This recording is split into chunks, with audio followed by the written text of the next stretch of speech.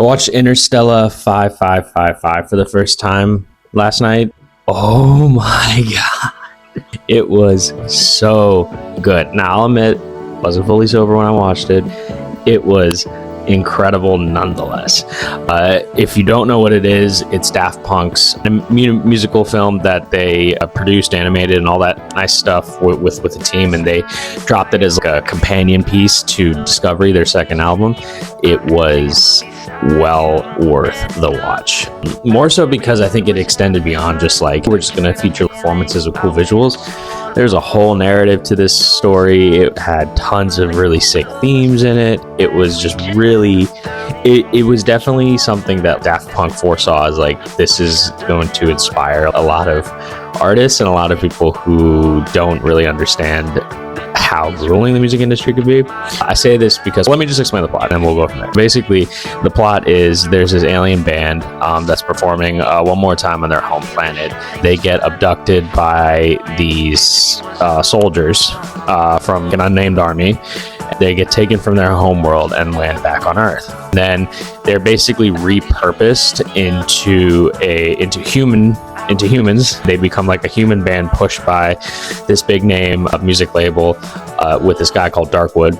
He basically is making them perform nonstop. They get super popular. They become one of the most popular bands in the world. They're just making a lot of money. You can also see like the exhaustion on their face because they have to go through like autograph signings, they have to go through meet and greets, they have to go through all these things that the music industry requires of a band, of an artist, so on and so forth. While this is happening, the home planet that they were on gave a signal to this guy called Shep, who's like the pilot for them. He's also a big fan of the band. They send him everything and Shep's, I'm on it. Also because he's in love with one of the band members, or he's like, all right, I gotta do this. I gotta go save them. I love this band. I love her. We gotta go. He goes through a wormhole, ends up on Earth, basically sees the band and is enamored. We're not enamored. Enamored's the wrong word.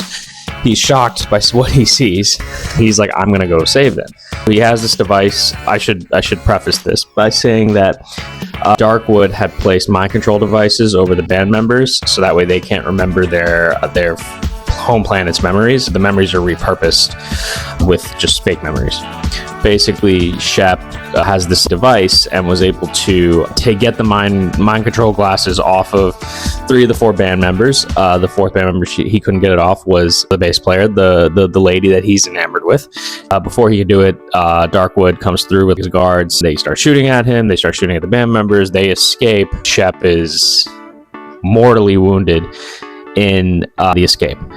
Eventually they're like, we gotta get our bass player back. I think the drummer goes through and basically helps get her back with the help of the other band members, and they go back to the spot where Shep is. Shep is basically dying. I think his final wish is basically to hold the hand of the bass player. Shep kind of shows her just how in love he was with her.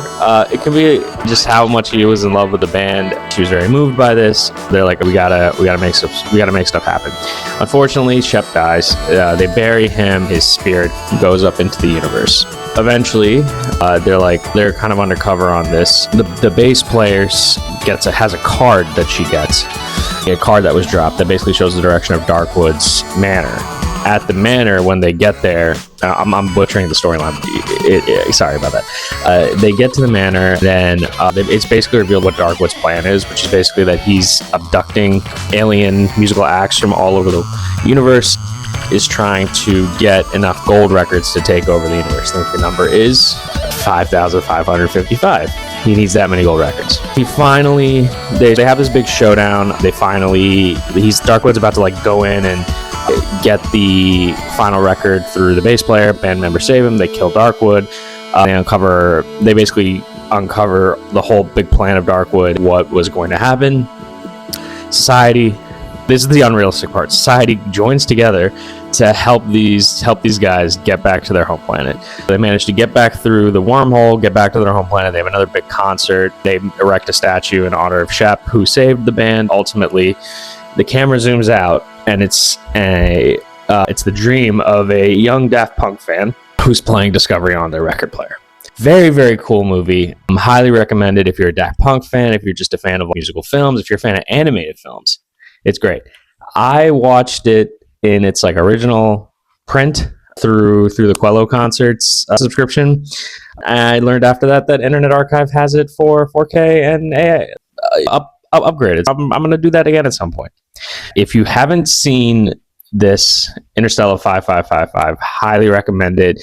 There's no dialogue in it, just the soundtrack. The soundtrack is Discovery, just plays throughout the movie. It's just really well done. Highly recommend it.